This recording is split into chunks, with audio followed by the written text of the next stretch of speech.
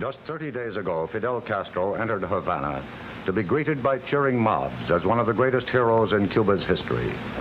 Fidel Castro, at the age of 32, you now have in your hands a great deal of power and a great deal of responsibility.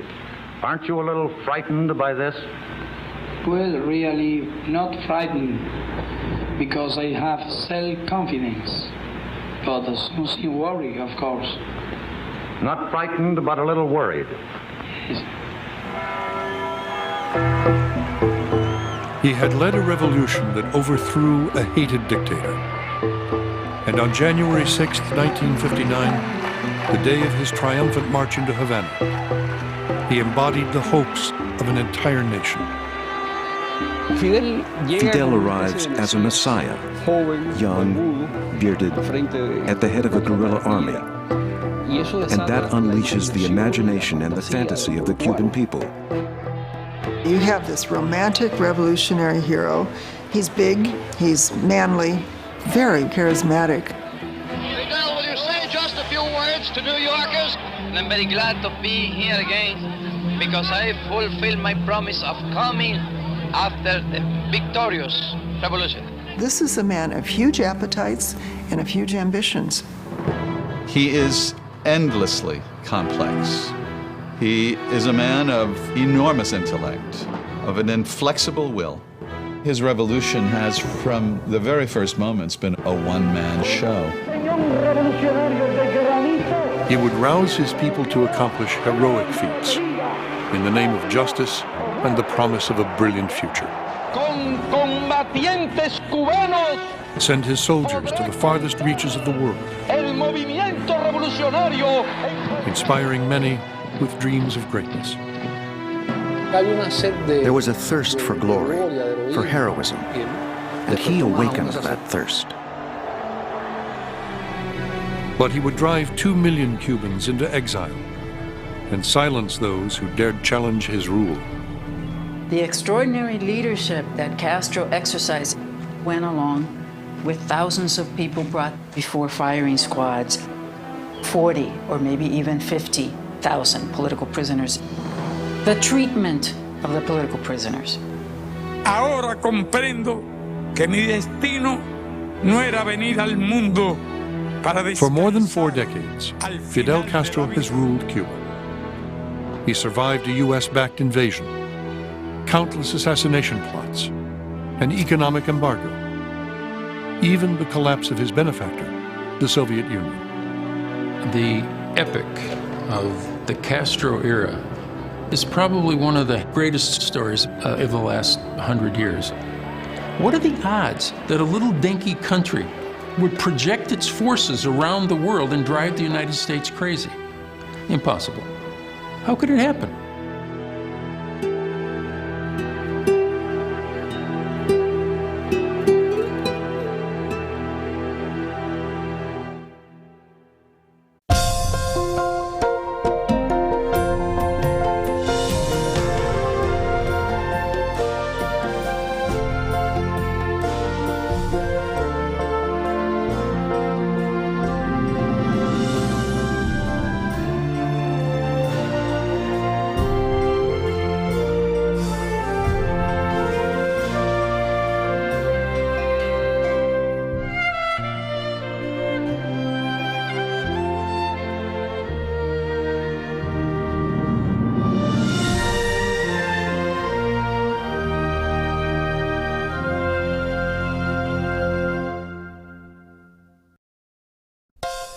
American Experience is made possible by the Alfred P. Sloan Foundation to enhance public understanding of the role of technology.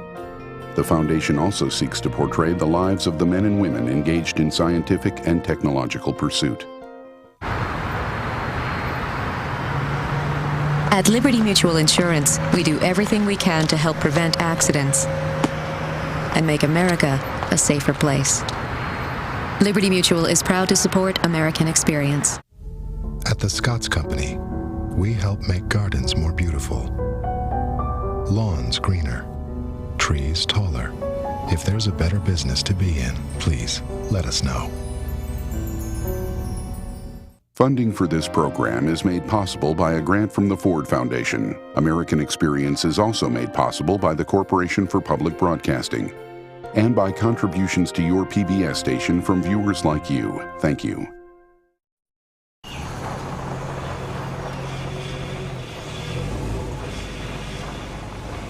His classmates called him El Guajiro, the hick, and he liked nothing more than to revisit the Cuba of his childhood.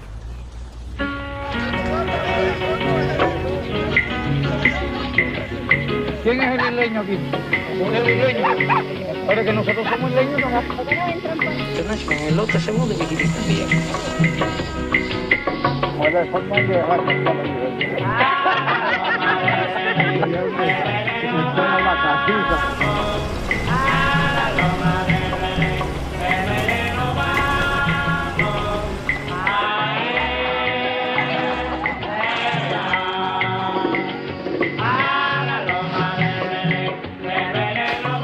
Fidel Castro came of age at Las Manacas, a sprawling sugar plantation in Cuba's remote northeast.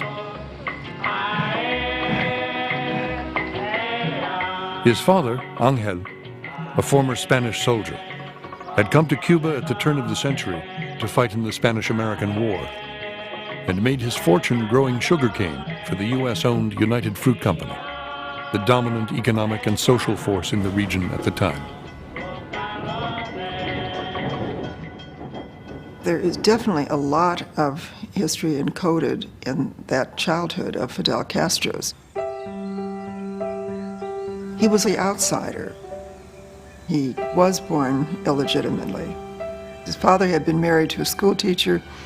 Then he took up with a family maid who was Fidel's mother, and they were only married when the children were sent to Catholic schools.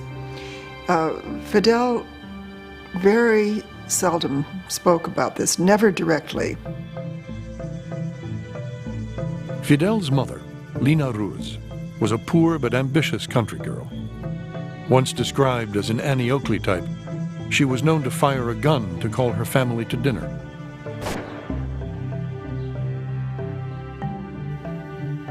Though Lina barely knew how to read and write, she insisted their children get the best education Angel's money could buy. Fidel and his two brothers, Raul and Ramon, were sent to a boarding school in Santiago de Cuba.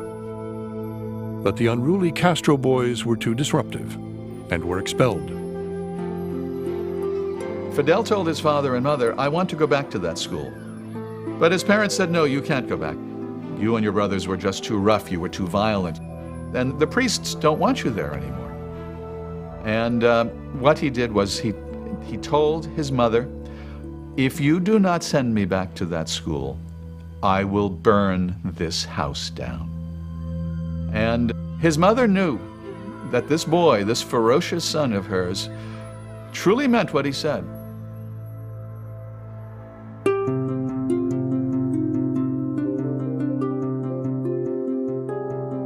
In October 1941, at age 15, Fidel went to Havana to attend El Colegio de Belén, Cuba's best and most exclusive school.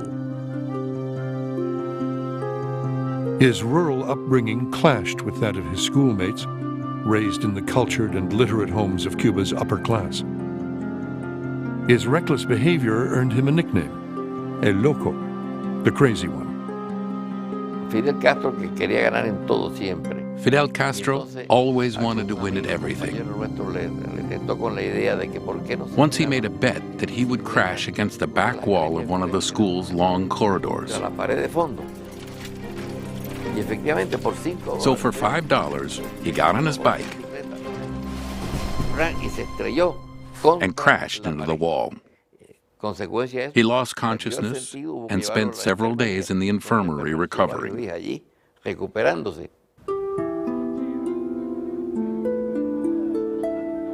It was at Belén, under the guidance of Spanish Jesuit priests, that the young Castro began to form his worldview.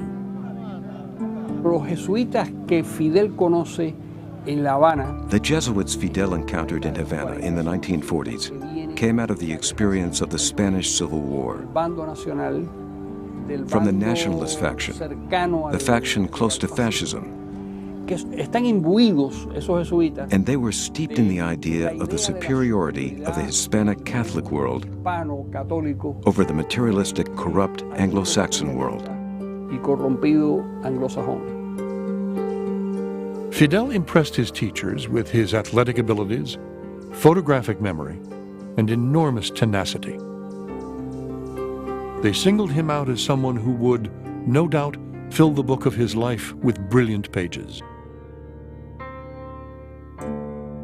When he entered the University of Havana in 1945, he set out to fulfill that promise. One night we were studying, and we decided to take a break, and went to have a café con leche at a nearby cafe. And we started talking about the future. And I said, I'd like to travel and have a lot of friends, which was the truth. And another guy said, I want to be a poet. Another wanted to be a lawyer. Then I turned to Fidel and said, Guajiro, what do you want? And he said, I want glory and fame.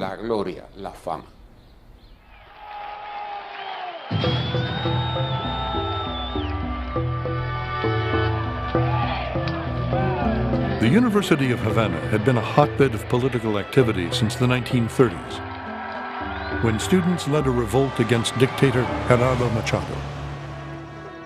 1930s is a violent period in Cuban political history. Social and political struggles continue through a good part of that decade, and the idea was that if you were to be politically effective, at some point you needed to be ready to wield a gun. When Fidel arrived at the university, you needed guns as well. Now, not for noble revolutionary goals, but just to protect yourself and your friends. And there are gangs. Fidel's generation had a terrible sense of frustration. Cuba was supposed to be one of the 3 wealthiest countries in the hemisphere with the United States and Argentina, and yet they couldn't put themselves together politically. It was one tragedy after the other. The War of 1898, the Americans' intervention, the Platt Amendment, which gave the United States virtually power over anything in Cuba. They saw leader after leader either be corrupt, killed, replaced by the United States, fail, fail, fail.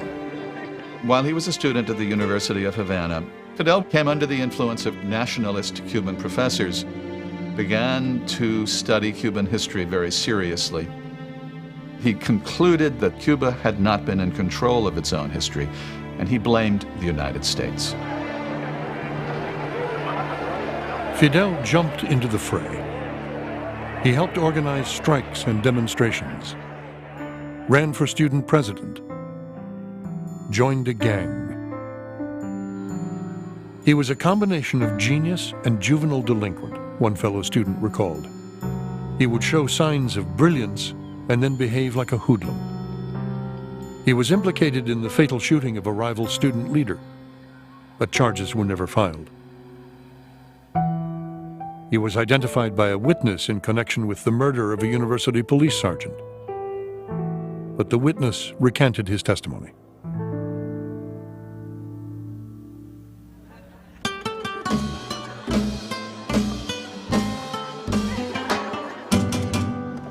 Mirta Diaz-Balart was 19 years old when she fell in love with Fidel Castro. She was a philosophy student at the University of Havana and a member of a prominent Cuban family.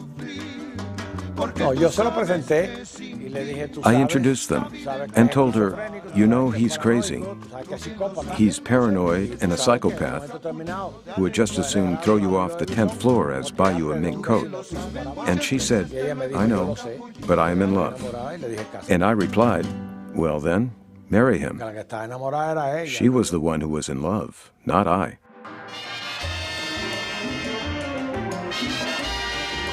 They were married on October 12, 1948, and went on an extended honeymoon to New York.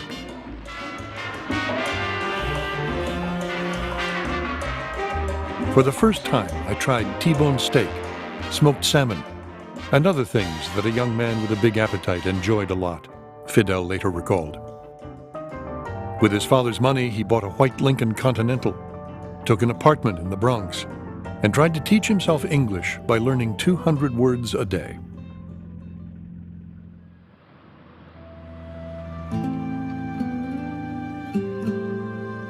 Back from their honeymoon, Fidel and Mirta settled in Havana, where he set up a small law practice.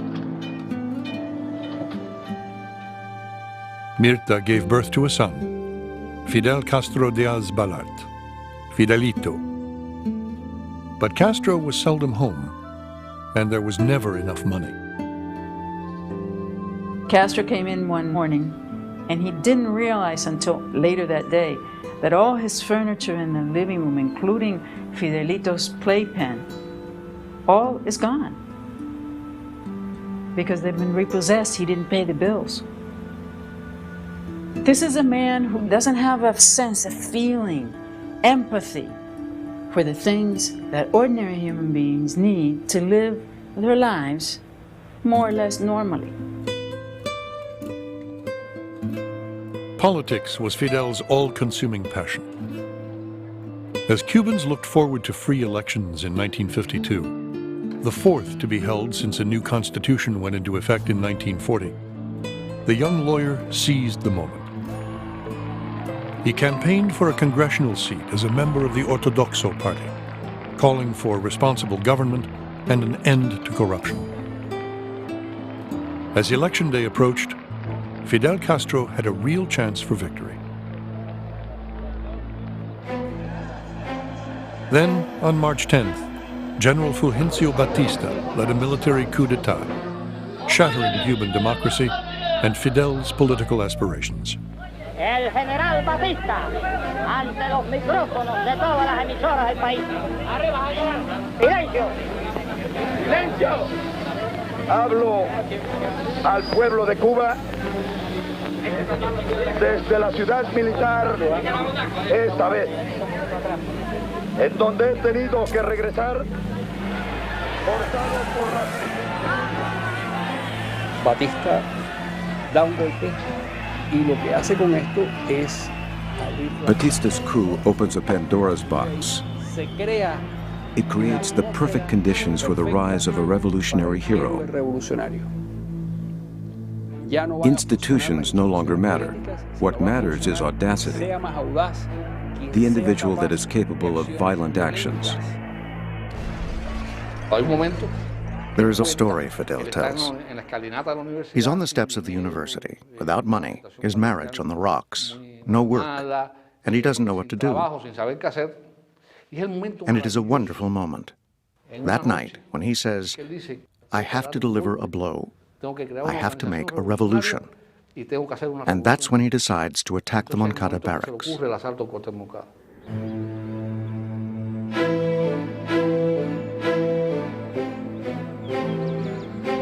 On July 26, 1953, Fidel Castro, hoping to incite a rebellion, led 129 men and 2 women in a daring assault against the Moncada army barracks in Santiago de Cuba.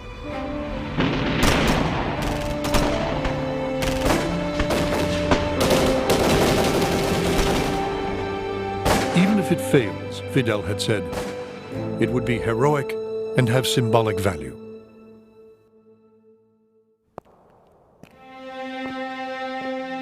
It was a massacre. 8 attackers were killed, 12 wounded. More than 60 were taken prisoner, tortured, and then executed. Fidel Castro was captured 7 days later. His life spared through the intervention of Santiago's Catholic Archbishop.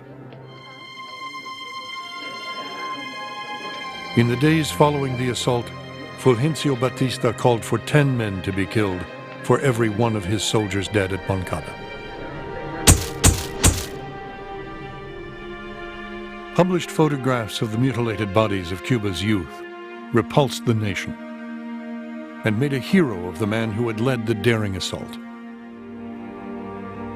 The repression by the Batista forces was so harsh. There were so many young men, mostly young men, who were killed and who were savagely repressed, that it was a wake-up call for the Cuban people.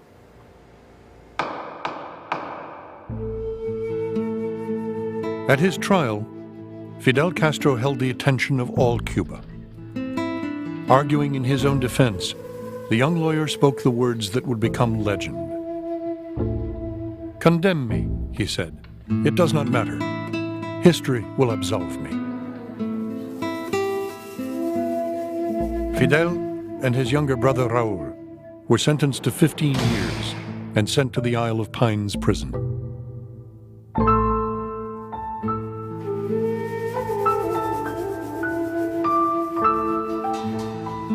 November 7th, 1953. Dear Nati, if you have suffered because of me, remember that I would gladly give my life for your honor and your happiness. Fidel Castro had fallen in love with Natalia Revuelta, the beautiful wife of a prominent Cuban doctor. The relationship between my mother and Fidel began in the early 1950s. They met in the days before Moncada. And then he's sent to jail. From prison, there began an exchange of correspondence that, in time, became deeper, more passionate. Fidel asked for cigars, his favorite foods. Mostly, he asked for books. He read the works of Cuba's patriot, José Martí, Dostoevsky, Rousseau, Marx, and Lenin.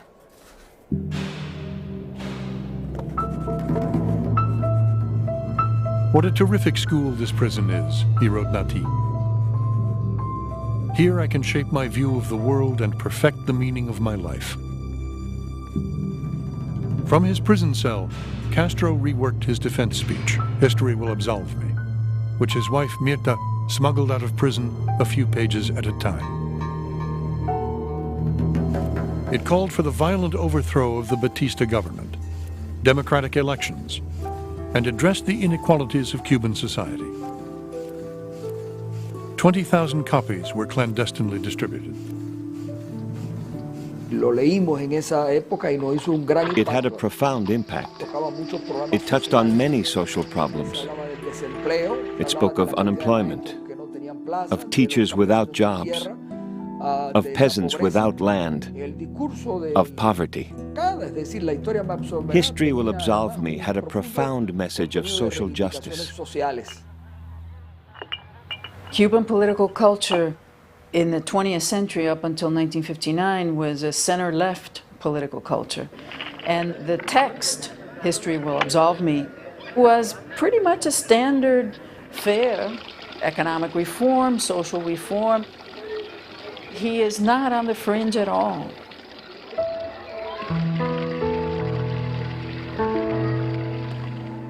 Castro had been in prison 1 year when he learned that his wife, Mirta, had filed for divorce and taken custody of their son after discovering his affair with Nati Revuelta. The prison censor, on purpose or by mistake, sent Fidel's wife a letter that had been written for my mother, and vice versa. When my mother sees that the letter is for Fidel's wife, she closes it, but it appears that Fidel's wife read the letter that was meant for my mother. Fidel was bitter. "One day I'll be out of here and I'll get my son back," he wrote one of his sisters, "even if the earth should be destroyed in the process."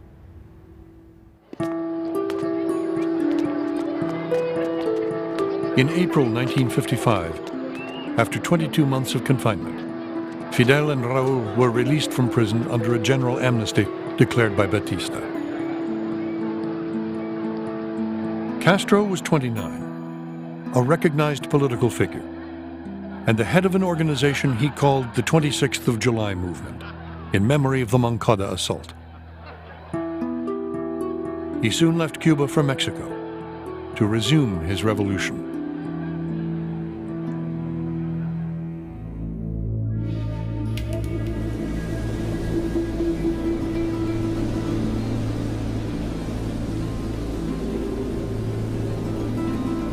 On November 25, 1956, a 65-foot yacht approached the coast of southeast Cuba. Aboard the Granma were Fidel Castro and 81 expeditionaries returning from Mexico to wage war against Batista.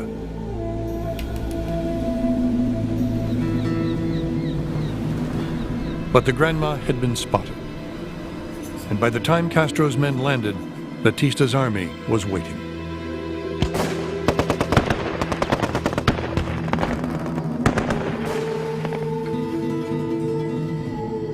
Fidel Castro was reported dead.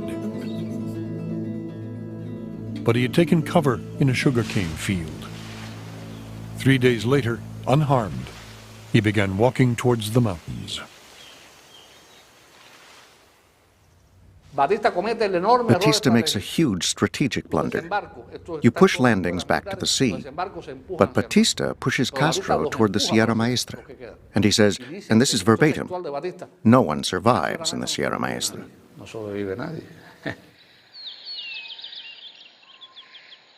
18 men vanished into the forbidding Sierra Maestra mountain range, including Fidel, Raul, and an Argentinian doctor named Ernesto Guevara, known as Che. 3 months later, the rebels reappeared on the front page of the New York Times. In a series of 3 articles, Herbert Matthews, a seasoned war correspondent, launched the legend of Fidel Castro. Matthews wrote, "Here is quite a man, a powerful 6-footer, olive-skinned with a scraggly beard. He has strong ideas of liberty, democracy, and social justice."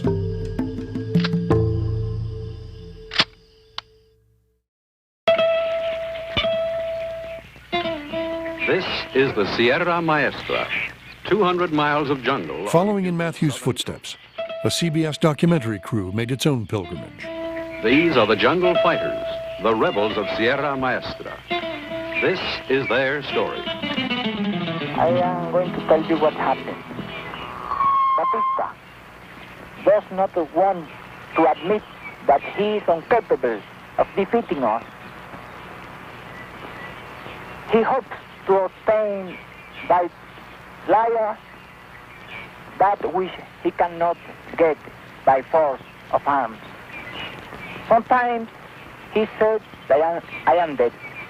Another time he says that there is no body in Sierra Maestra. But he won't let anyone to come here to Sierra Maestra. And when the soldiers are killed in battle, he says that they were died in accidents. Have been a great deal of accidents here in Sierra Maestra last month.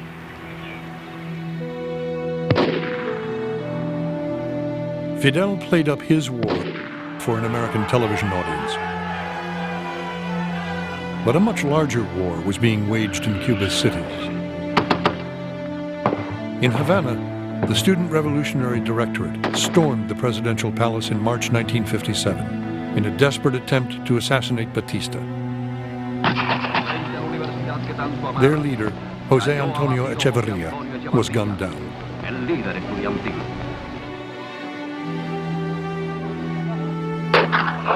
In Santiago, Cuba's second largest city, the 26th of July movement underground waged a fierce struggle and bore the brunt of the repression. Their leader, Frank Pais, was ambushed in July. Cubans from all walks of life, rich and poor, businessmen and workers, angry students and grieving mothers, filled the streets of Santiago in a somber demonstration. Batista does a number of things that gradually expand the revolutionary coalition until it includes almost everyone. He's corrupt. He's very repressive. You reach a point in the late 1950s where virtually everyone is opposed to the regime.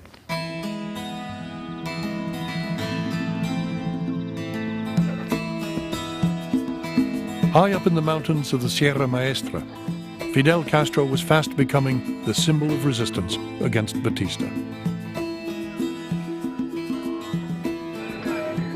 It was there, among the peasants, that the romance of Castro's guerrilla war was born. Years later, Celia Sanchez, Fidel's friend and confidant, wistfully recalled, "Those were the best times.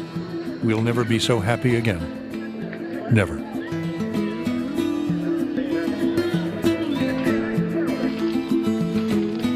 Members of the urban underground and opposition party leaders climbed the mountains to meet with Fidel and work out the details of a future coalition government.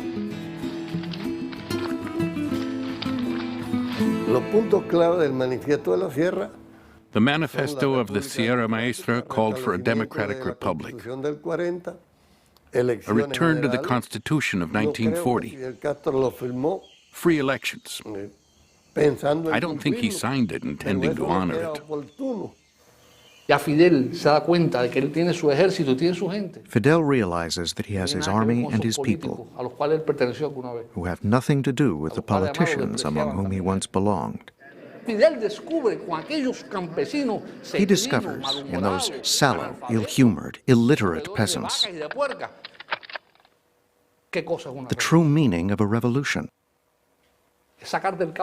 which is to subvert society, to take the people from the bottom, everyone, and create something new. That old idea of Lenin, that you must destroy the state, he understands it, and now he knows who he can destroy it with.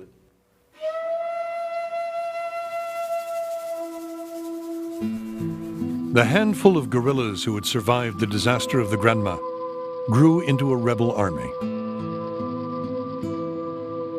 Fidel commanded with an iron hand.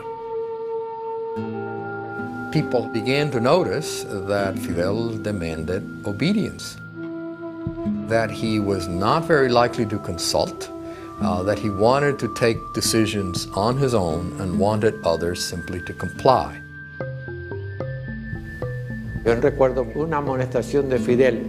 I remember Fidel once scolded a guerrilla fighter.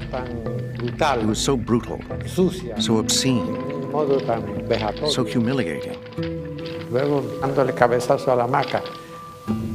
I would stay up in my hammock thinking, what will happen in the future? Then I would see Camilo, Che, obey Fidel, and admire him so. And I would ask myself, am I the only one who doubts?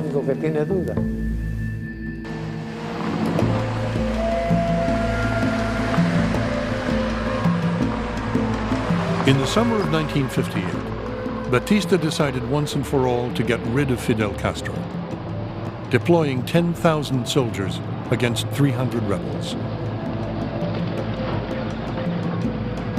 Within 30 days, they had encircled Fidel's forces, but they were now deep in rebel territory and vulnerable to attack.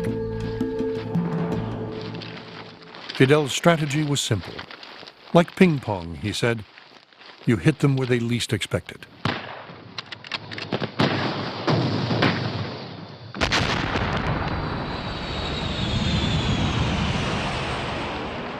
Earlier that spring, the United States, embarrassed by Batista's brutality, had suspended military assistance to his regime. It created the perception that, one, the Cuban army could no longer effectively fight the guerrilla movement up in the hills. And secondly, from a political perspective, it sent a signal that the United States no longer supported Batista.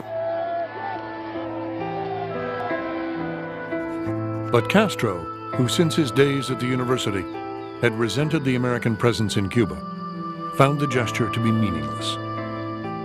Once this struggle is finished, I'll begin the real struggle of my life, he wrote Celia in June of 1958. The fight I will wage against the United States. I believe that is my true destiny.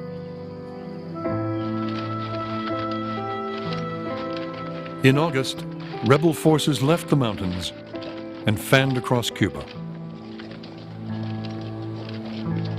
Fidel ordered Camilo Cienfuegos and Che Guevara to move west. Ubermatos took the surrender of Santiago de Cuba. Che Guevara blew up an armored train in Santa Clara and took the city. Batista's demoralized army crumbled.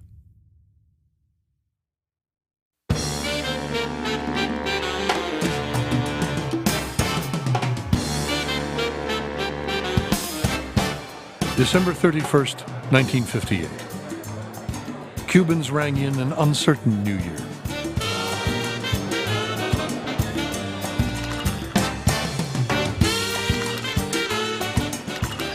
At dawn, Fulgencio Batista fled Cuba, with 180 of his closest friends, having amassed a fortune of over $100 million.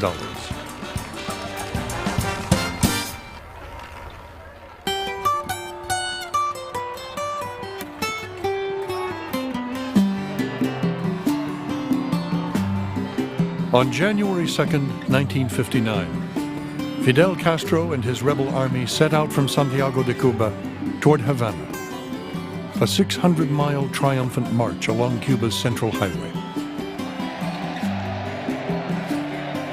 Fidel spoke at every stop.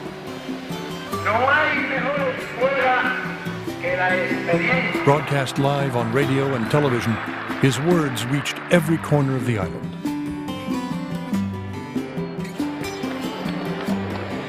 There is the feeling that something genuinely new and different will take place. It's new people. They dance and they joke and they flirt with girls. It is a sense of embeddedness in Cuban society. For the rebel army, it all came as a surprise. We were euphoric on that day and felt the spiritual satisfaction of someone who has fulfilled his duty selflessly. The first thing that people hoped for was honest, democratic government. And in my family, my uncles, my grandfather, everyone went out once the revolution came to power to pay their back taxes, because now there was going to be an honest government in Cuba. Dr. Castro, it is reported that you feel that your role in the revolution is about over, and that you plan perhaps to return to civilian life. Is this true? And if not, how soon do you think it'll be before you can do that? My obligation with the people, what I have to do now and in the future, is that what be good for my country. And if for my country it is necessary that I renounce to any position, I would gladly renounce to any position, because sincerely I don't ambition power, money, nothing, only to serve my country. Good. In keeping with the manifesto of the Sierra Maestra, an interim government that included all opposition groups assumed power. Elections were scheduled to take place in 18 months. But real power resided with Fidel, at his old headquarters in the Sierra, at Celia Sanchez's apartment in El Vedado, at a beach house in Cojimar, where all major decisions were made.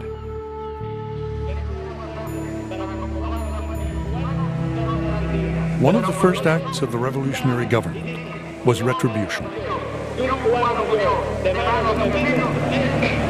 In less than 3 months, more than 500 Batistianos were publicly tried and executed.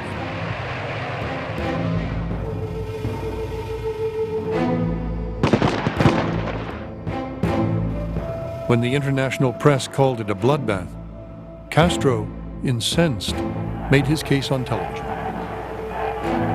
The purpose of today's gathering is to show the whole world that all Cubans are united in the rebel victory and that all of them support the execution. When the young people would appear murdered in the streets with the tops of their heads,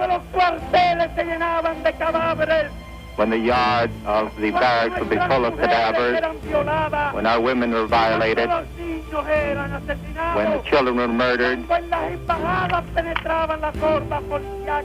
the police force would go into the embassy to assassinate our people, no one made a campaign against Cuba. An ominous new chant, Paredon, to the wall, was heard throughout Cuba.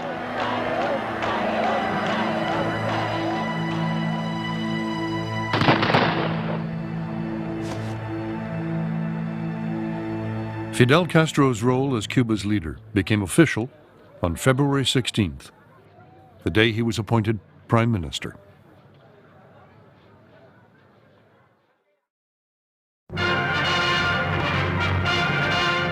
New York's Pennsylvania station rarely has seen anything like it. Only the magnetism of a Castro could produce it. For this is the spontaneous... Prime Minister Fidel Castro arrived in New York in April 1959, part of a 15-day goodwill tour. He was young and idealistic, his appeal undiminished by the recent accusations of a bloodbath. Others are eager to see him, to touch him. Fidel, will you say just a few words to New Yorkers who have seen you for the first time? Well, I'm very glad to be here again because I fulfilled my promise of coming after the victorious revolution.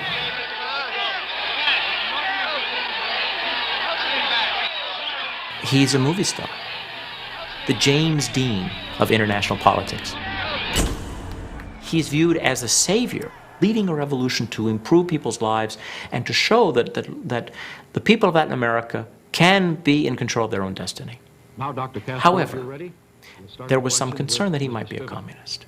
And so on Meet the Press, he is asked, Senator Smathers of Florida says that you have many communists in your government. Is that so?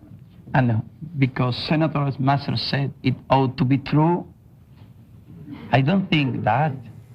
And then he's asked, well, what about your brother? An American magazine published here this week says that your brother is a communist and his wife also. And do you believe how that? How U.S. is going to know that better than myself, that is my brother and my sister-in-law. I can't tell that they are not communist. He denied, and he knew that this was not true. He denied the role that communists in his inner circle had played. In Washington, U.S. officials stood ready to offer Castro economic aid. Did you ask for any economic assistance? Not. What happened is that here you in the United States are accustomed to see government coming for money. Not. I came for good relations, for good understanding, for good economical relations. Vice President Richard Nixon urged the Cuban Prime Minister to hold elections as soon as possible. The people do not want elections, Castro informed him. In the past, they produced bad government. Nixon's conclusion was that he's probably not a communist, but he is going to be, the phrase was roughly, a man to be reckoned with in this hemisphere. And we have to be very careful.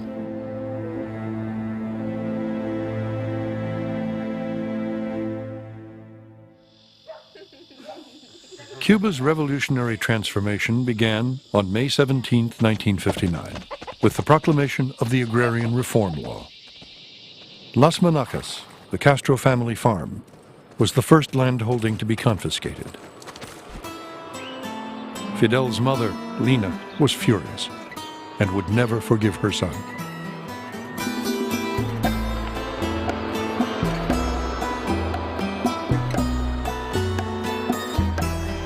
$200,000 peasants received title to land they had once worked.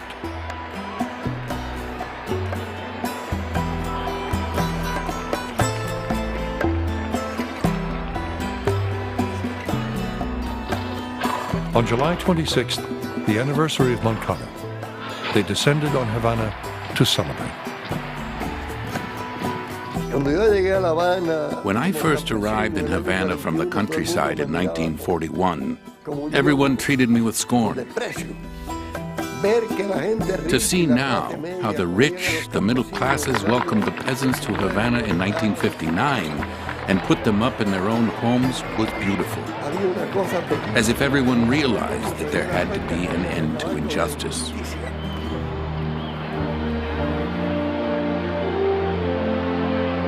As Castro surveyed the crowd of 1 million gathered on that day, he compared Cuba's new government to ancient Athens.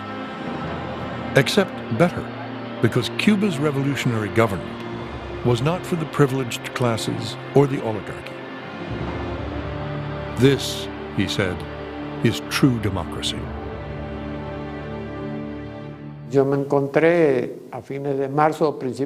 As early as March, I found some pro-Marxist propaganda in a magazine distributed to the rebel army.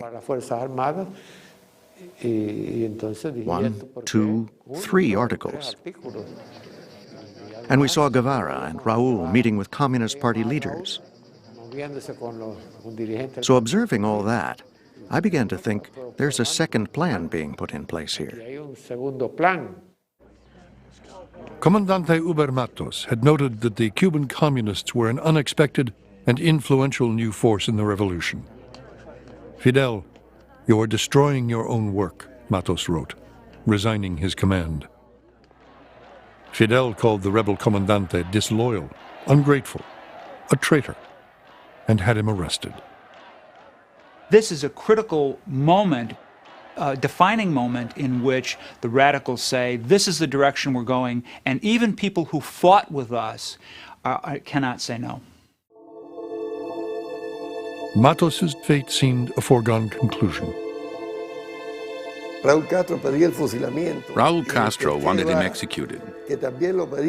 Che Guevara agreed, then changed his mind. I said, "Fidel, didn't you say that this revolution wouldn't be like Saturn, who devoured his own children?" And Fidel responded, "No, we're not going to execute him. We don't want to create a martyr." Matos was sentenced to 20 years in prison. Many moderates in Castro's government resigned in protest or were dismissed. Some left for the United States. Others joined an opposition movement beginning to take shape in Cuba.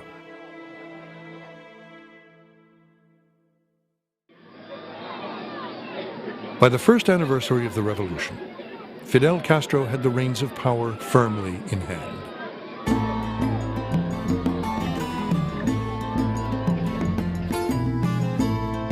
His brother Raúl was Minister of Defense. His friend Che Guevara headed the central bank.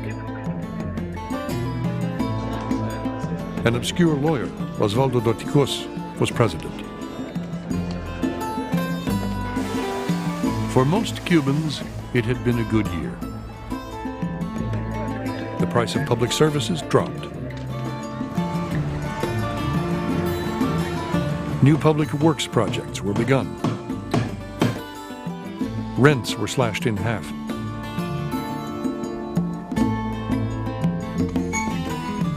And students would soon be sent into the mountains to teach peasants to read and write. My generation fell in love with that revolution. Popular education, access to health, social justice.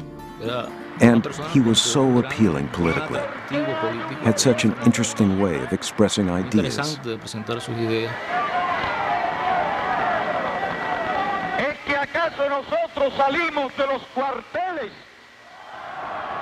What I found so fascinating was there was Fidel up here on the podium, making all these strange gestures, waving his arms.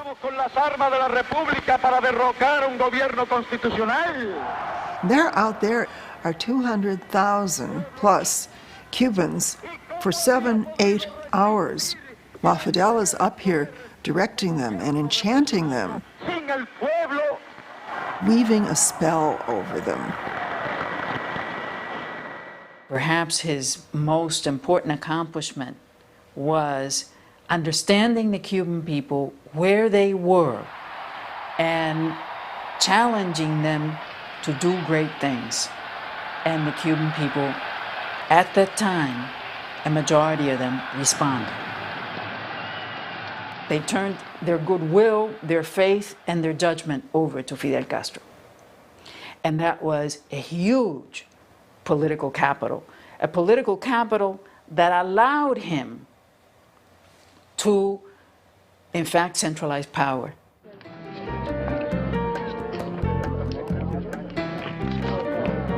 Soviet Deputy Premier Anastas Mikoyan arrived in Havana on February 3, 1960, to inaugurate a technological and cultural exhibit.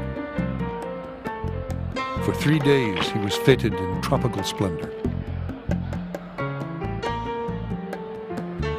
For the Soviets, it was a foray into a world filled with opportunity. For Americans, it was the beginning of a Cold War nightmare. Our fear was twofold. Number one, that the Soviets might somehow use Cuba in such a way as to threaten U.S. security. Number two, that Castro's revolution would strengthen the Soviet hand in Latin America. Cuba, 90 miles away from Florida, is an aircraft carrier for the Soviets. It is something that they'd never had before. It is a place from which they can project power. That island of Cuba was the offshore base that the Soviet Union had always wanted to have next to the United States. Crisis in Cuba. Anti-Castro leaflets are scattered over the city by a plane based in the United States and reportedly flown by Castro's former Air Force chief. The United States gets much of the blame for the rising... For some time now, relations between the United States and Cuba had deteriorated as Castro fanned the flames of Cuban nationalism, playing up a history of American domination. The American government would send in its ambassador, Philip Bonsall, to say, look, we understand American enterprises are overrepresented here. The drug companies, the oil companies, the cement companies, Bell Telephone. Let's talk about this. Instead of talking, Fidel Castro would go out and make a 4 or 5 hour speech condemning American imperialism and bringing 1 million people into the square and sending them off really rabid with anti-American fervor.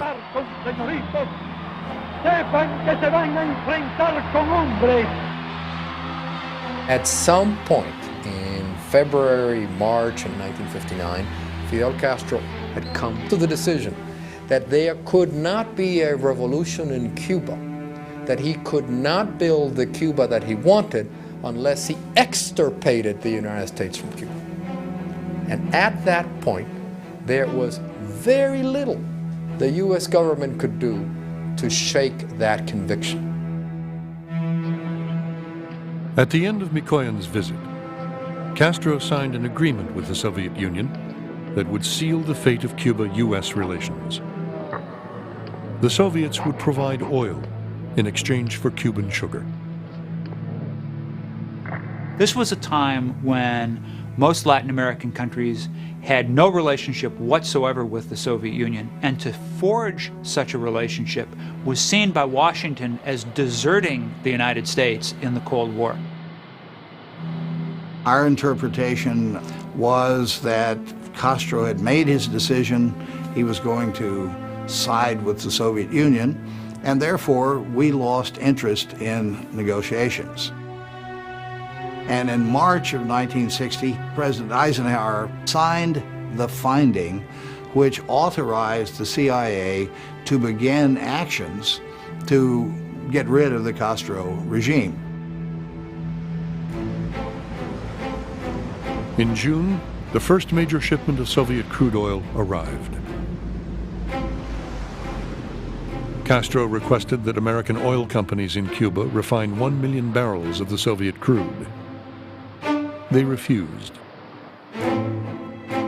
On June 29th, the Cuban government nationalized the oil companies. 4 days later, the U.S. government threatened to cut back on Cuban sugar imports. Castro authorized the expropriation of all U.S. property.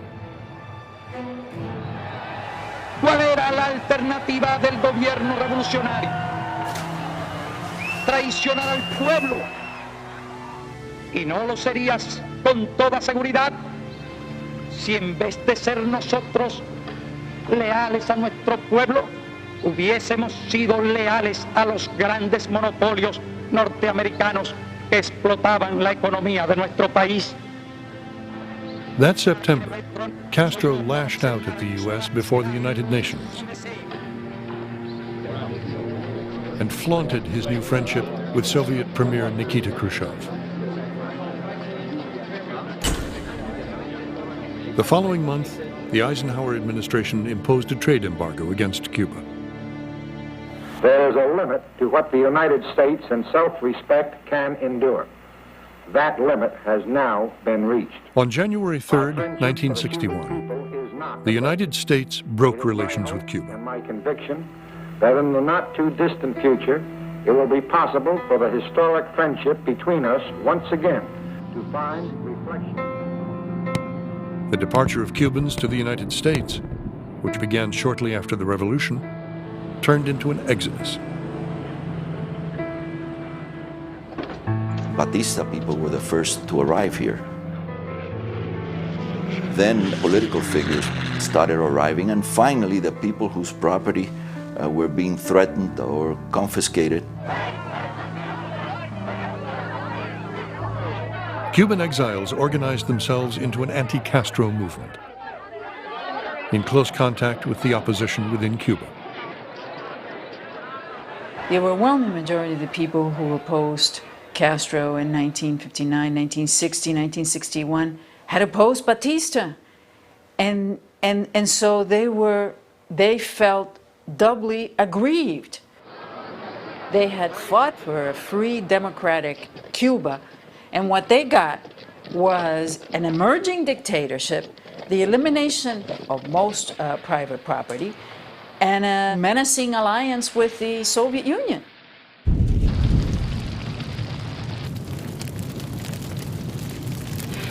An urban underground as powerful as the resistance against Batista now fought against Castro.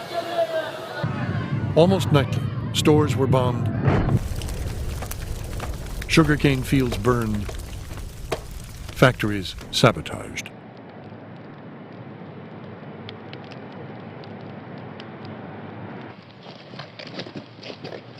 And in the Escambray Mountains, in the center of Cuba, an insurrection had taken hold. This was a largely, although not exclusively, peasant rebellion against the Cuban Revolution. The Cuban government in the 60s had mobilized 4 times between 50 and 100,000 milicianos to fight the rebels, to clean, to sweep the Escambray.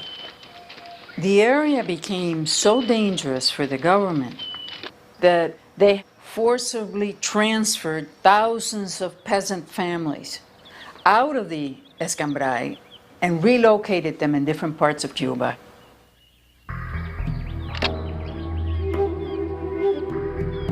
While the internal resistance fought the Cuban government, the CIA trained an army of exiles in Guatemala for an invasion of Cuba. When I went and volunteered to be part of what ultimately turned out to be the Bay of Pigs invasion, I really thought that what we were going to do is go and train as guerrilla and go and train as underground individuals who would organize a massive uprising in Cuba. The concept of the invasion, I think, caught by surprise most of the people who were in the Bay of Pigs.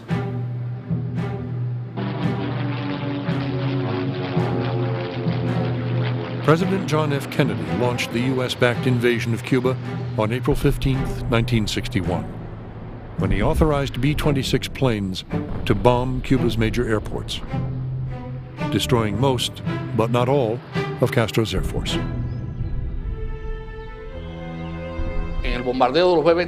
In the bombardment, there's a boy who is mortally wounded, and then he dips his finger in his own gut and writes with his blood on a door, Fidel.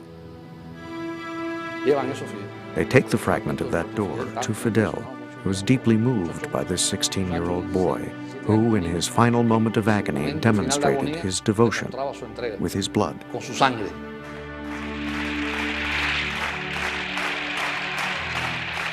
The next day, Fidel Castro declared for the first time that his revolution was socialist. Immediately, he ordered the arrest of at least 20,000 Cubans, identified as opponents to the regime.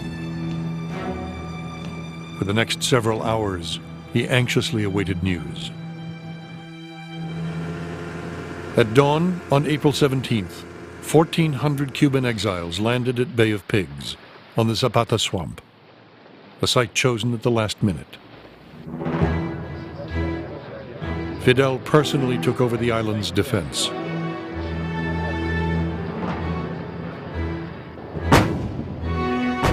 Surrounded by the Cuban army, pounded from the ground and from the air, the exiles stood no chance.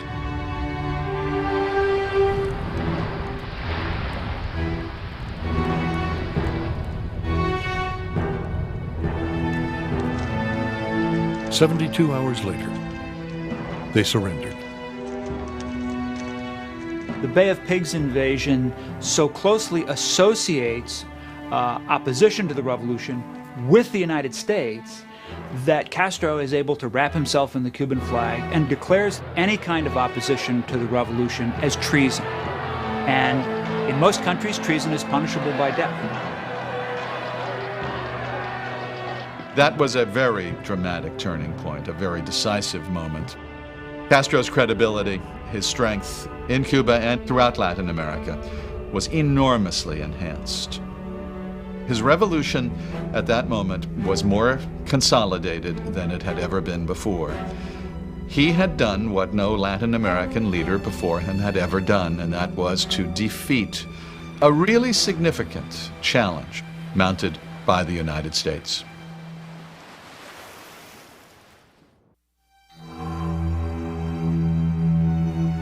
In November 1961, 7 months after the failure of the Bay of Pigs, President John Kennedy put his brother, Robert, in charge of a covert operation to get rid of Fidel Castro.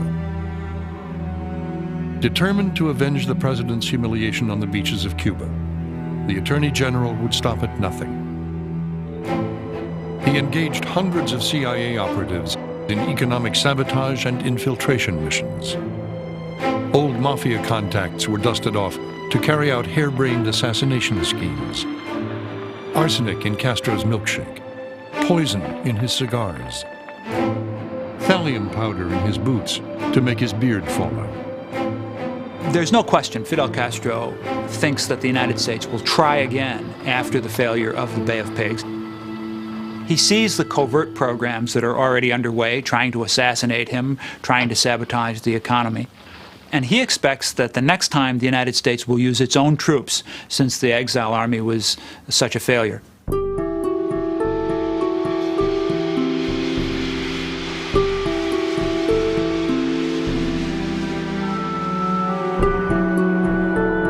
On October 14th, photographs by U-2 spy planes revealed that the Soviets were constructing ballistic missile sites in Cuba to house missiles that could reach the United States. Fidel had not wanted the nuclear missiles. The Cuban request was for tanks, surface-to-air missiles, and for perhaps some Soviet soldiers. But once Fidel got them, he saw their value, and he loved the fact that they scared the gringos.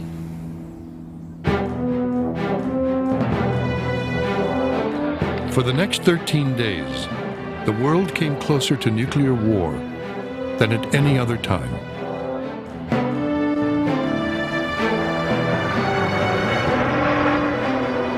The missiles intended to protect Cuba had only further endangered it, as the island now faced the imminent threat of a U.S. invasion.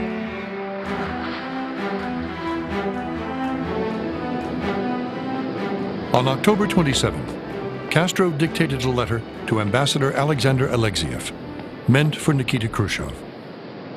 According to Alexeyev's own account, Fidel dictated it 10 times. And at the very end, the letter was still red hot.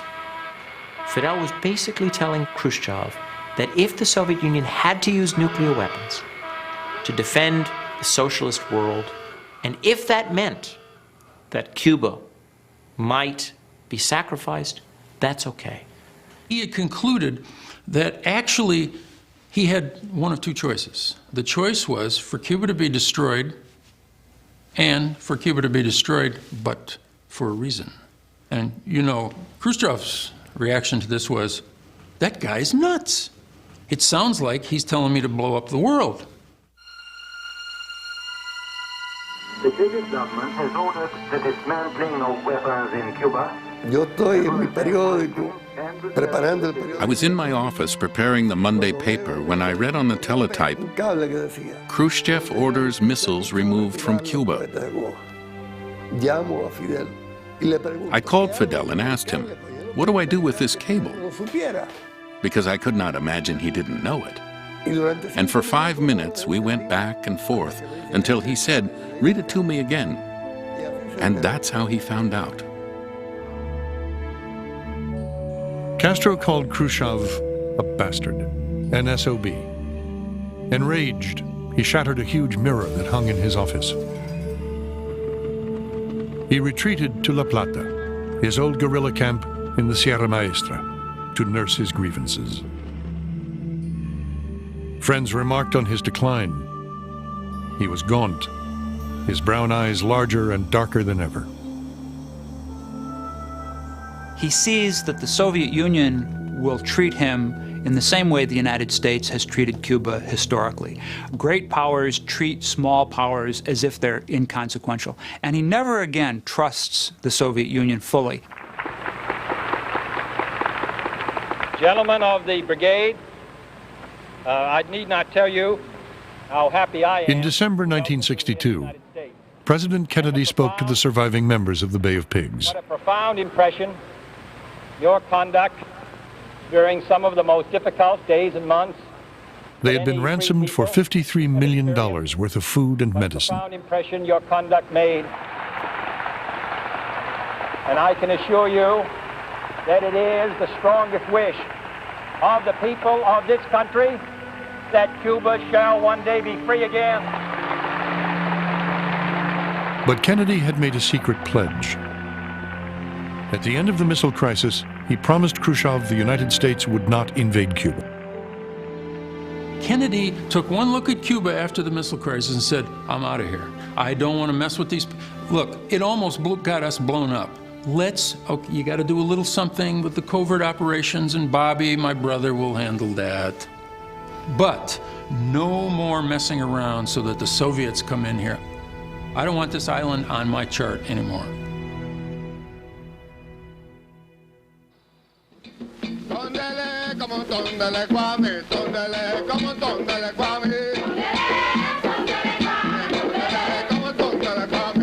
In the 1960s, Cuba was a mecca for a young generation committed to transforming the world. It was an anti-imperialist era. The old colonialism was breaking down, and the movements for national liberation in Africa and in Asia, the war in Vietnam, Castro was very much a part of that landscape.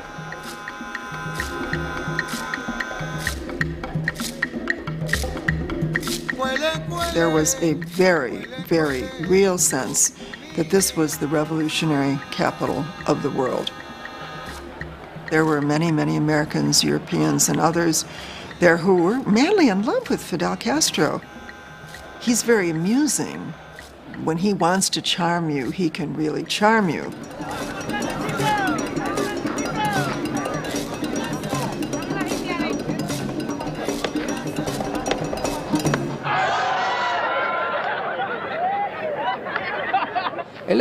un populista. He was a populist. Se mezclaba con el pueblo. He mixed with the people. Fidel Castro llegaba a una granja del pueblo y le Fidel ponía Castro would el go brazo to a por hen arriba farm a una and mujer throw que his estaba arm cuidando around a la woman gallina y and decía, say, mi hermana, ¿cómo está aquí la "Sister, producción how are those chicks coming along?" Toda su arrogancia y toda su cosa que él maneja. For all his arrogance, tiene otra he has a faceta special touch with people. de lidiar con el pueblo. Women loved Fidel. Women were just crazy about him, and after the revolution particularly, they just swarmed all over him. Fidel never wanted any information about his ladies, his women in his life, because with any charismatic leader, that dilutes the effectiveness. He has to remain mythical, he has to remain distant. Fidel's alleged affairs became the talk of Havana, and one affair in particular, with a mystery woman, the woman from the city of Trinidad. Él conoce a Dalia en el 61. He meets Dalia in 1961 in the literacy campaign. Él se cogió fuerte con Dalia. He fell pretty hard for her and took her places. In 64, 65. And he's been living with her ever since. He married her in 1980. It would be years before the world learned that Fidel had a wife, Dalia Soto del Valle, 5 children, and even grandchildren.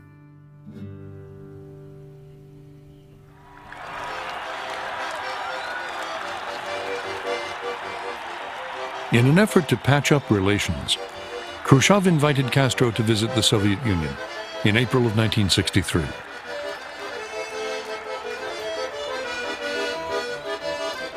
Fidel brought the old guard of the Soviet leadership back to their own youth. The days when they were struggling as revolutionaries. It had a remarkable effect on Soviet spirits. Castro reveled in his popularity and enjoyed privileges normally reserved for the Soviet elite. He even indulged in a bit of daydreaming. During a hunting trip at Khrushchev's country Dasha, he could not help himself from wondering what would happen if he accidentally shot the Soviet premier. The terms of the Soviet-Cuban military and civilian relationship was pretty much blueprinted on that trip.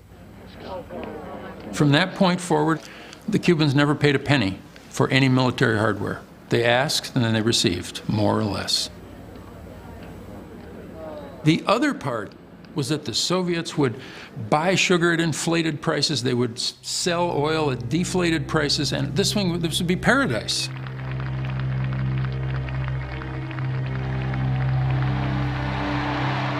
In 1966, before an audience of Third World revolutionaries, Fidel Castro reiterated his most unwavering commitment. Así entendemos los revolucionarios cubanos nuestro deber internacionalista. Así entiende nuestro pueblo sus deberes, porque entiende que el enemigo es uno, el mismo que nos ataca a nosotros en nuestras costas y en nuestras tierras, el mismo que ataca a los demás. Y por eso decimos y proclamamos que con combatientes cubanos podrá contar el movimiento revolucionario en cualquier rincón de la tierra. Fidel was engaged in this worldwide movement to really overthrow governments from Zanzibar to Salvador to Nicaragua, all over Central Africa. He helped in Vietnam, in Libya, in Algeria, in Syria. They had training camps for guerrillas all over Cuba and at different parts of the world.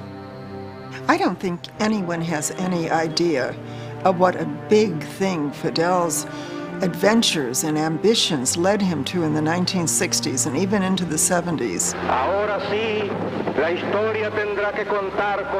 While Castro built a world revolutionary movement, Che Guevara became its most visible advocate. Que han decidido empezar a escribir ellos mismos para siempre su historia. Porque esta gran humanidad. Eloquent and idealistic, the dashing Guevara had acquired a reputation and a following second only to Fidel's. There was simply not enough space by the mid-60s for both the gigantic personalities of Fidel Castro and Ernesto Che Guevara in Cuba. And the one that was going to leave was Che. Fidel's relationship with Che is the same as with anyone else. You're useful to him one day and not the next. Che tells Fidel he's in Cuba only to train to go to other countries. And Fidel tells him, if that's what you want. Disguised as a businessman, Che Guevara arrived in the Bolivian Andes in November 1966. He and a small band of Cubans hoped to ignite a continental revolution, which would transform the Andean mountains into the Sierra Maestra. The American nation cannot, must not. By then, President Lyndon Johnson was determined to stop the spread of communism. Of another communist government in the Western Hemisphere. And the Soviet leadership, who had never fully supported Castro's revolutionary adventures, decided to put an end to them. Khrushchev is gone in October of '64. Leonid Brezhnev takes over. His number one priority is arms control negotiations with the United States.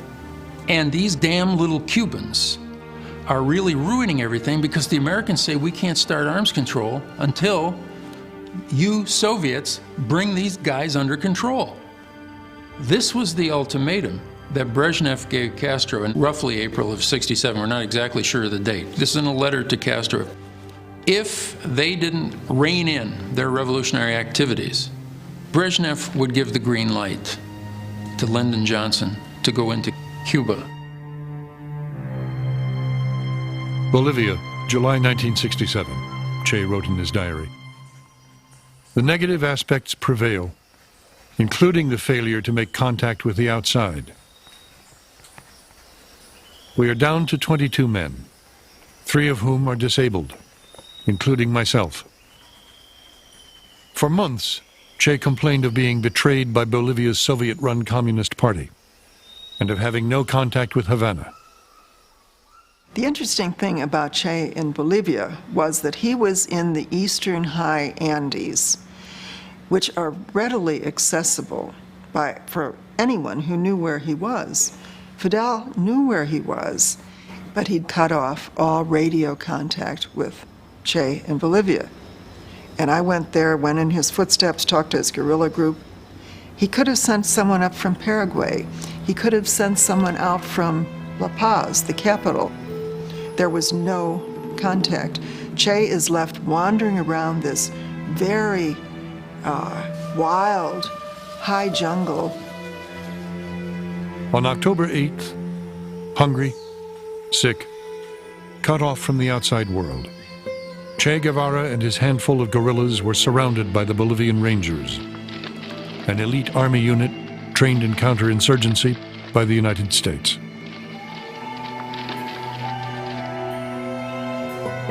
Che was taken prisoner. The next day, he was executed.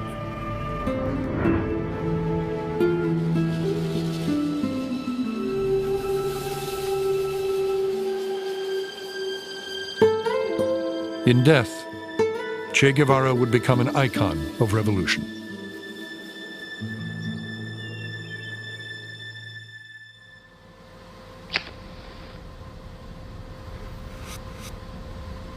As the prospects of world revolution dimmed, Fidel Castro turned his energies back toward transforming Cuban society. He set out to build communism in record time, faster than the Soviet Union, even China. Fidel would even try to mold a new man, selfless, dedicated, uncorruptible. There were some very real achievements. Children in Cuba did not go hungry. The sons and daughters of peasants and workers received a free education, one day becoming the engineers and doctors of revolutionary Cuba. Hospitals and clinics were built in the farthest reaches of the island, the foundation of a system that would eventually deliver health care to all Cubans. Prostitution and gambling virtually disappeared. But Cuba's socialist economy bordered on disaster. The U.S. embargo, the flight of managers and technicians to the United States, and economic mismanagement had left factories idle, store shelves empty, basic goods strictly rationed. La cola, the waiting line to purchase whatever was available, became the staple of daily life. Cubans called Fidel El Señor Habrá, Mr. There Will Be, and joked that if Spanish lacked a future tense, Castro would be rendered speechless. But Cubans could do little more than trade jokes. In Castro's Cuba, criticism was not permitted. There were no newspapers, except official ones, no books, except those sanctioned by the regime. Artists, hippies, homosexuals, Jehovah's Witnesses were labeled antisocial, rounded up, and sent to labor camps. Jails filled with prisoners, from those who simply spoke out against the regime to those who committed acts of violence. Fighting the mountain, they think that I killed people. Was that true? I don't know. I don't believe it. I was judge in the tribunal. Did you have a fair trial? No. There were thousands of political prisoners. Castro himself, in the mid-1960s, admitted to 20,000, which is already a staggering number. Already makes Cuba one of the highest, if not the highest, for per capita political imprisonment in Latin America's 20th century. The figure was probably closer to 40 or maybe even 50,000. In March 1968, Castro moved to eliminate the last vestiges of capitalism in Cuba. He decreed all private businesses illegal.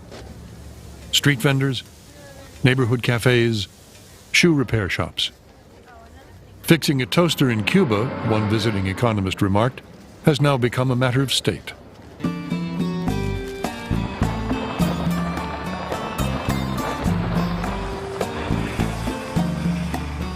He traveled in the 1960s constantly around the island, checking up on local managers and administrators and trying to solve problems himself, firsthand.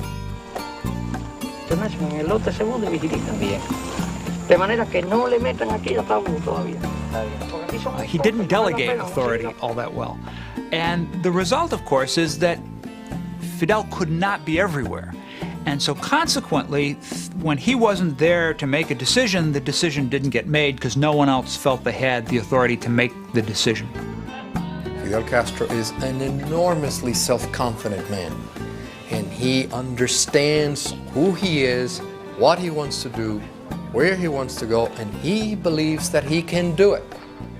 He fails to understand that there are many things he does not know, that there are a great many instances where people do not support him and he will not be able to accomplish his goals.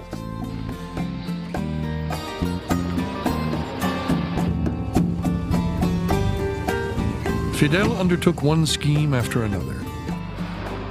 Draining the Zapata swamp, planting a circle of dwarf coffee trees around Havana, creating a new breed of cattle. Cuba was going to produce more cheese than Switzerland, more meat than France, more milk. so many things that I think that man believed them, because Fidel Castro believes his own words, and that's the most dangerous thing. As one project faltered, Castro moved on to the next, always looking for the silver bullet.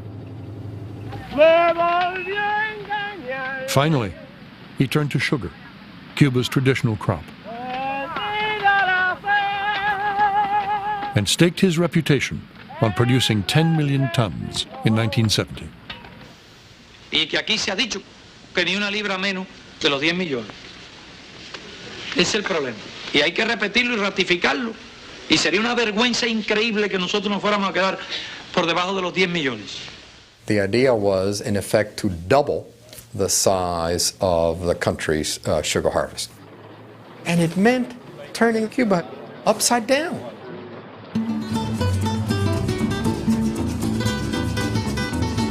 Everyone was mobilized. Factory workers, students, housewives. Volunteers came from all over the world. Vietnam, North Korea, the United States.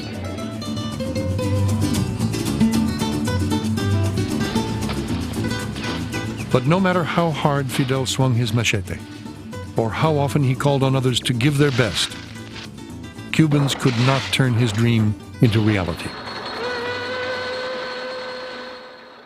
Instead of 10 million, 8.5 million metric tons of sugar were produced in 1970. It was nonetheless the largest sugar harvest in Cuban history, but it was a failure because the goal was not achieved, and because Cuban resources were destroyed, and because the country, instead of free, powerful, and independent, was in a state of virtual collapse.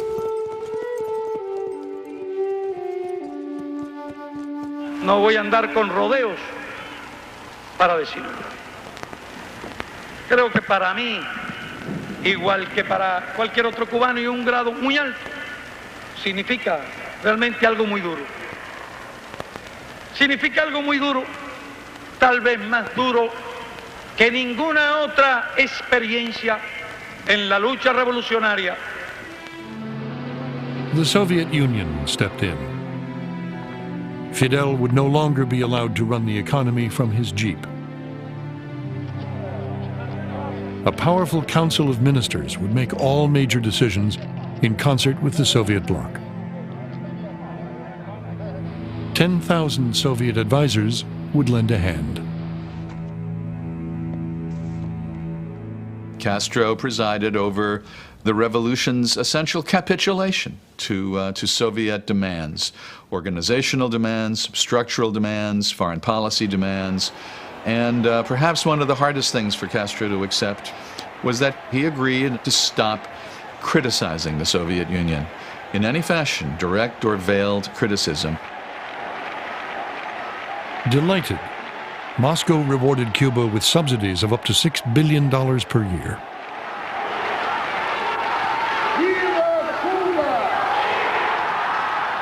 The economy began to recover through about 1976, 1977. People had a real feeling of hope that the sacrifices of the 1960s were paying off economically.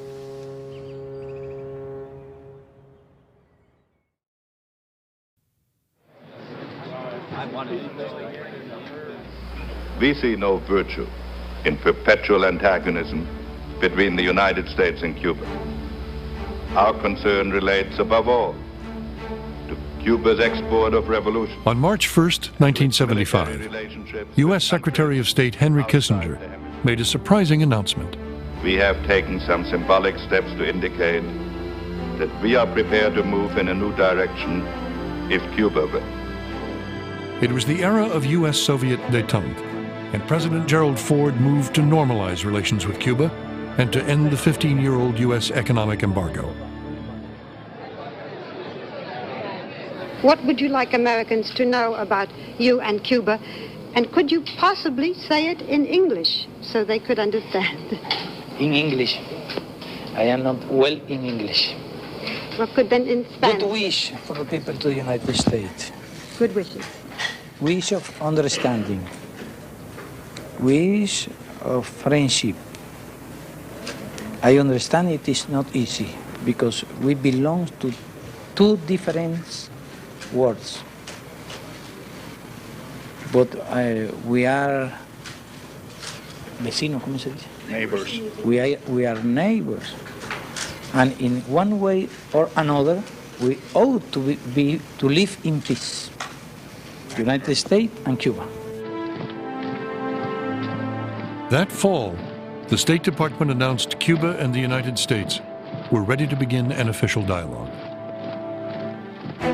But all along, Fidel Castro had had his eye on a situation developing half a world away, preparing Cuba for its first large-scale war.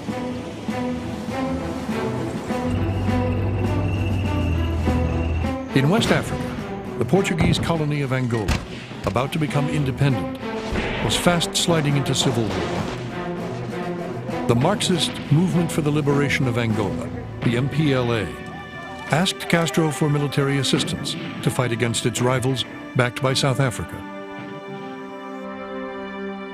Fidel Castro faced a tough choice: intervention in Angola or rapprochement with the United States. On November 7th, 3 days before Independence Day, Cuban troops arrived in force. The U.S. government was caught by surprise. The rapprochement or normalization with the United States was derailed. He placed a higher priority on his internationalist revolutionary objectives than on better relations with the United States. ¿Qué clase de condiciones pretende el imperialismo establecer a nuestro país?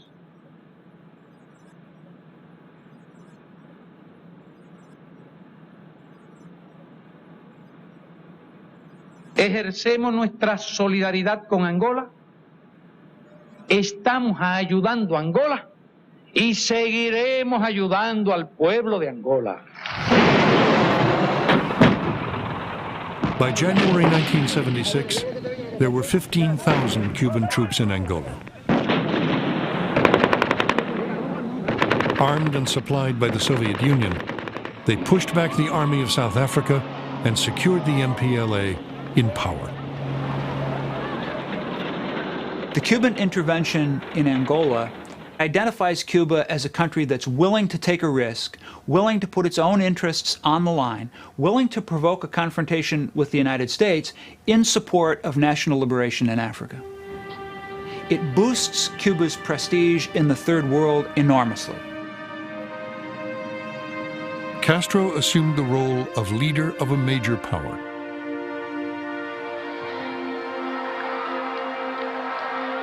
His doctors and teachers were serving as far away as Yemen.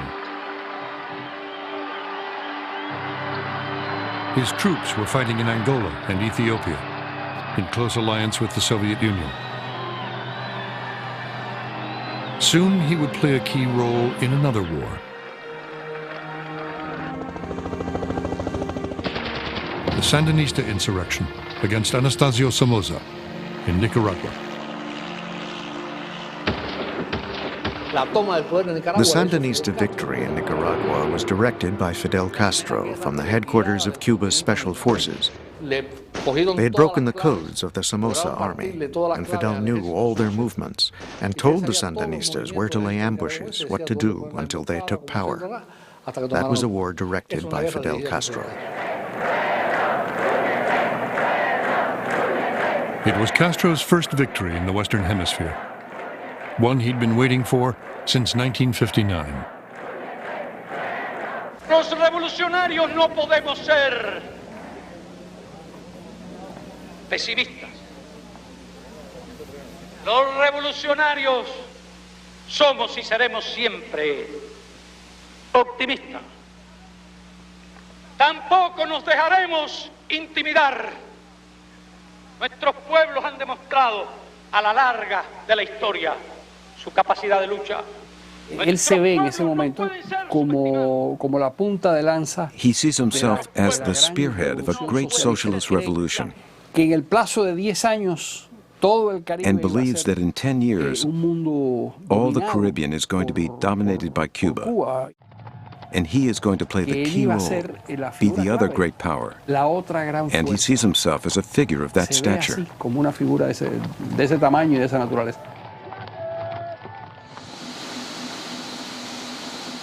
In September 1979, Fidel Castro was elected leader of the Movement of Non-Aligned Nations. 1 month later, he traveled to New York to address the United Nations. And you're always wearing your bulletproof vest. Siempre está protegido con su traje. ¿Cuál traje? What suit? Everybody says you always have Dice a que todo el bulletproof mundo vest. dice que usted tiene un chaleco a prueba de balas. No. Voy a desembarcar así en Nueva York. I will land in New York like this. Tengo un I will chaleco. land in New York like this. Tengo un chaleco moral. I have a moral one. A moral vest. A moral vest. Qué fuerte. It's strong. Those months of the fall of 1979 really were the apogee of his triumphs. Here he was, the duly chosen, selected president of the non-aligned countries, the Asian, African, Middle Eastern, and Latin American countries. How can you be a loyal, dependable Soviet ally and at the same time be the leader of the non-aligned nations?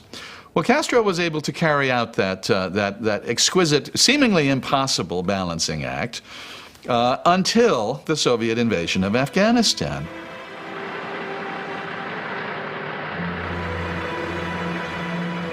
Here you had the Soviet Union occupying a non-aligned country. Cuba was caught then between its constituency among the non-aligned and its partnership with the Soviet Union, and it refused to denounce the invasion of Afghanistan and lost extraordinary credibility with the rest of the non-aligned countries.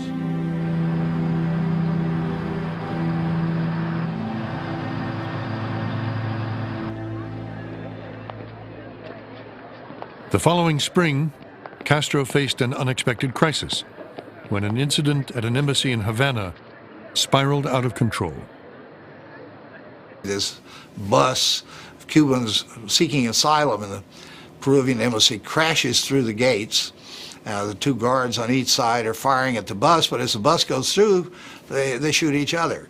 And so Castro takes a position: we're not going to risk the lives of our policemen, keep people out of embassies when we don't care if they go in. So they remove the guards. Bad mistake, because within 3 days you had 10,000 people inside the Peruvian embassy and more headed there from all over the island. He was totally preoccupied with international affairs in the fall and winter of 1979. I'm convinced that he was not aware of the depth of unrest on the island, unrest that was steadily growing below the surface. Castro was enraged. He branded the refugees escoria, trash. Anyone who wanted to leave Cuba, he announced, was free to go. No los queremos, no los necesitamos. Cubans who so publicly turned their backs on Castro's revolution were subjected to every humiliation, harassment, even beatings, in full view of the newly opened U.S. interest section in Havana. They were brought here in trucks and buses. They were brought here in trucks and buses. This is stimulated by the government, and the foreign minister will not answer the phone. I won't do it here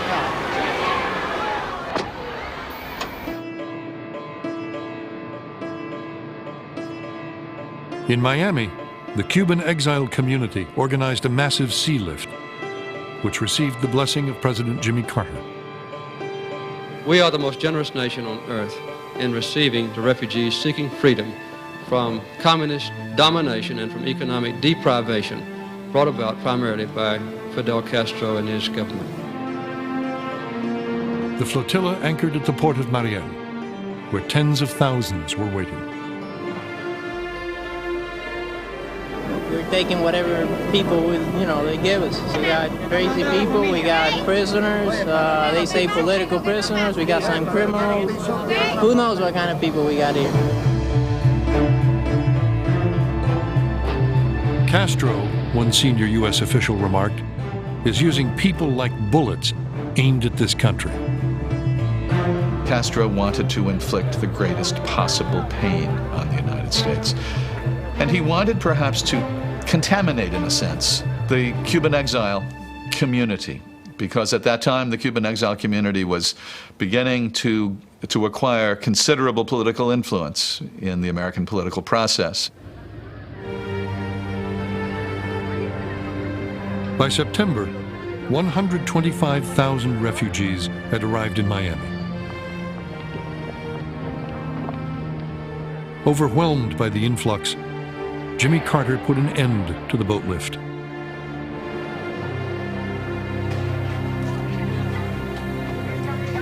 Mariel was ashamed because it was not just Cuba's upper class that emigrated, but ordinary factory workers emigrated.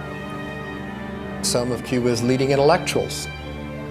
Many young people who had grown up under the revolution emigrated as well. But Mariel was also ashamed because the regime showed its ugly side to the international community when it deported common criminals to the United States, committing an act of aggression, not just against the imperialist U.S. government, but against the American people.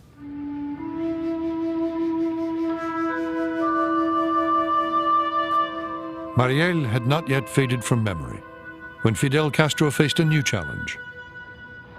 As for the enemies of freedom, President Ronald Reagan came to office determined to wage war on communism, beginning close to home. Reagan authorized the CIA to train an army, the Contras, to wage war against Castro's Sandinista allies in Nicaragua. He sent American troops to invade the island of Grenada, a Cuban ally, where for the first time, Castro's men faced American soldiers. And set out to expose Castro's human rights record, building on the testimony of political prisoners, recently released from Cuban jails.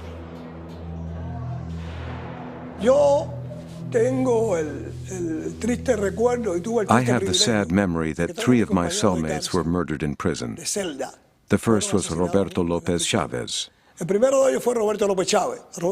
was 16 years old when he was first imprisoned. Another was Pedro Luis Boitel, a student leader Castro hated with all his heart. Boitel went on a hunger strike, and Fidel Castro ordered that his cell door not be opened until he died of thirst. He died of thirst 53 days later. Like these, hundreds of stories of assassinations and torture.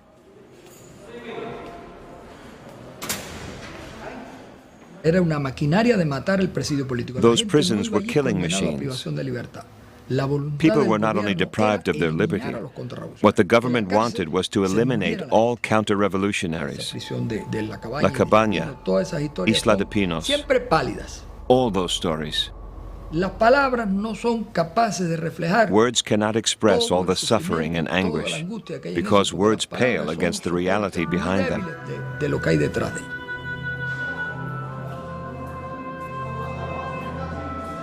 In March 1987, the U.S. delegation in Geneva requested that the UN Human Rights Commission condemn Cuba for massive, systematic, and flagrant abuses of human rights. The next year, under pressure, Castro invited the commission to Cuba to investigate. From Havana, Ricardo Bofill encouraged witnesses to come forward. Ricardo Bofill ni nos preocupa. Yo no tengo elementos de juicio para saber lo que hará, lo que no hará. No tengo noticia de cuál es su actitud. Pero eso no tiene importancia en ninguna clase. Esos son fuegos artificiales ante la realidad de la historia. No nos preocupa. La comisión llegó a La Habana y abrió. The commission met at the Commodore Hotel in Havana. Allí fueron Dozens of people came. The relatives of people who had been executed, including those murdered in the Escambray, people who had been tortured, prisoners unjustly jailed. In short, witnesses to violations of practically all 30 articles of the Declaration of Human Rights.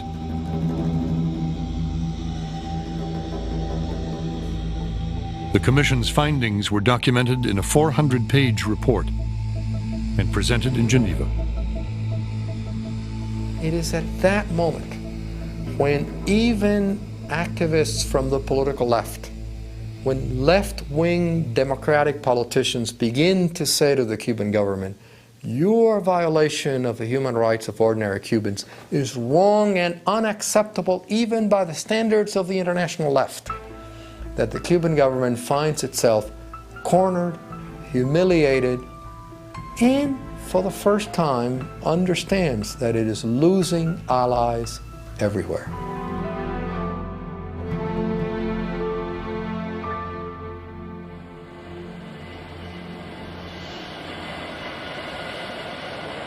Soviet Premier Mikhail Gorbachev paid an overdue visit to Fidel Castro's Cuba in April 1989. For 4 years now, Gorbachev had pushed economic and political reform in the Soviet Union. And expectations in Cuba had been running high. There was almost euphoria that Cuba would follow the steps which they had been doing for several decades of the Soviet Union in opening up. And the people I was talking to in the Cuban Communist Party were very, very enthusiastic that Cuba would open up just as the Soviet Union had opened up. But by the time of Gorbachev's visit, those who expected Fidel to embrace perestroika and glasnost were bitterly disappointed. Openness and reform are dangerous, Fidel had declared in July 1988, and represent a threat to fundamental socialist principles. Fidel Castro believes the United States is going to have an economic crisis and is going to collapse, and that everyone will see he is the one who is right, and that Cuba is going to remain a breeding ground of revolution. That is, Cuba is going to be the Jurassic Park of communism. But it was the Soviet Union that collapsed in 1991.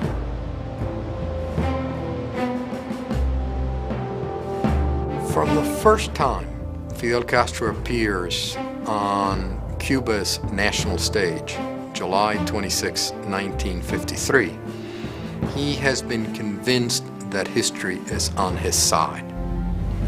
And he believes so for the decades that followed until the Soviet Union collapses. All of a sudden, he knew that his world had come to an end. The collapse of the Soviet Union was a blow. He aged at that moment. In fact, he said, "We never thought the sun would stop shining, and it did." Y que tengamos siempre una patria digna, una patria independiente, y no una colonia yanqui. Hay que salvar la patria. Hay que salvar la revolución. Hay que salvar el socialismo. Socialismo, muerte. Fidel was telling Cubans to preserve the revolution and to preserve socialism. They had to tighten their belts and replace cars with oxen and go back to the Stone Ages and live in caves if necessary. He said that, actually. I'm not making this up. So the stuff you saw like on the streets and everywhere, amazing, crazy.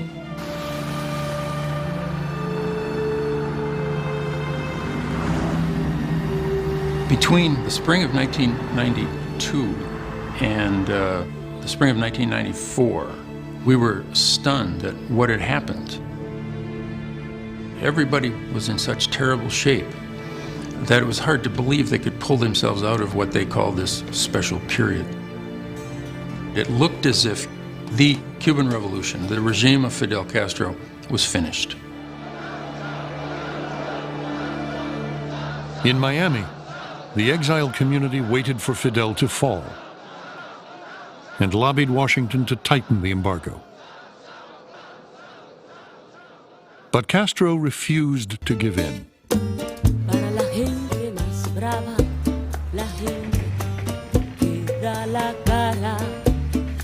He exported discontent by making it legal for anyone to leave Cuba, unleashing a new exodus.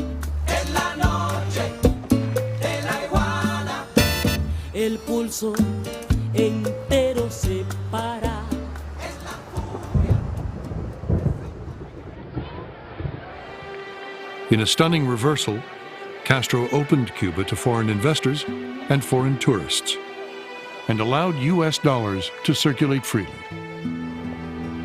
The economy improved, but prostitution, corruption, and speculation flourished. There was a great chasm between the promise of the revolution and its results. Fidel was always a man of promises. He wooed the people with promises. The end result was a dictatorship, pure and simple. Each day more stripped of the attributes that once made it attractive.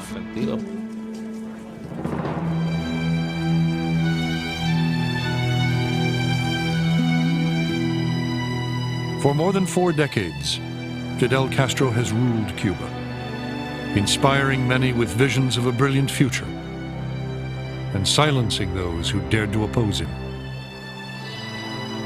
Striding across the world stage in a role never intended for the leader of a small island, in the shadow of the United States.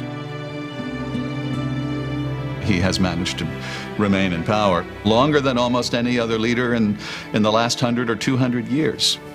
Ahora comprendo que mi destino no era venir al mundo para descansar al final de la vida.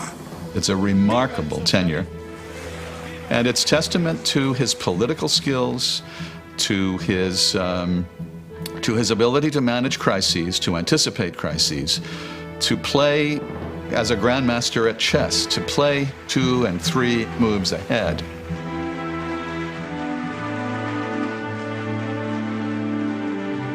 Castro plays David to our Goliath masterfully.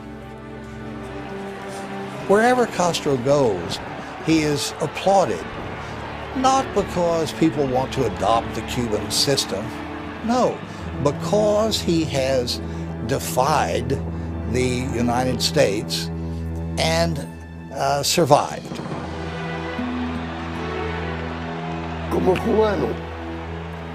As a Cuban, I wish more could be salvaged, because it would make it easier to rebuild Cuba. Cuba was a nation with a history, a culture, and an economy that needed reform, but not the madness of more than 4 decades.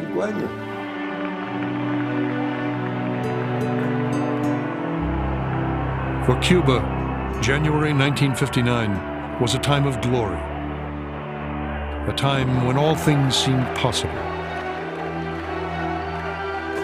when an entire nation placed its hopes in just one man.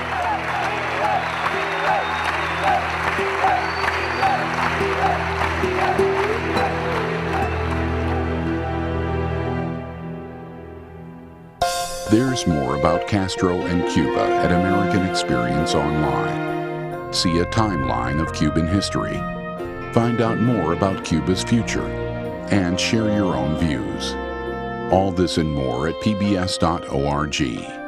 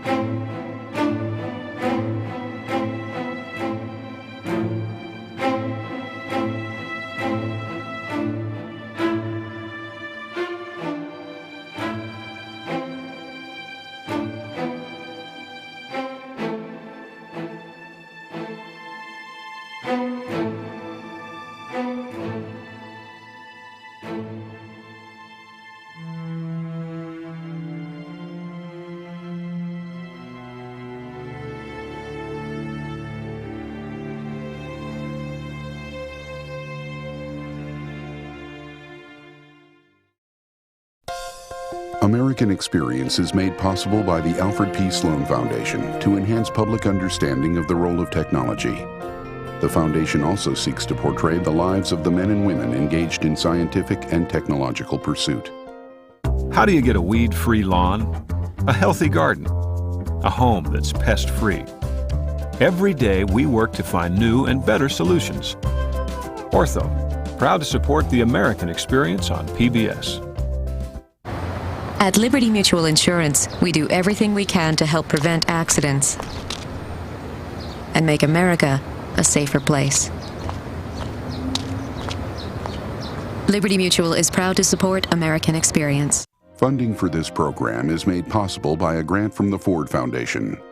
American Experience is also made possible by the Corporation for Public Broadcasting and by contributions to your PBS station from viewers like you. Thank you.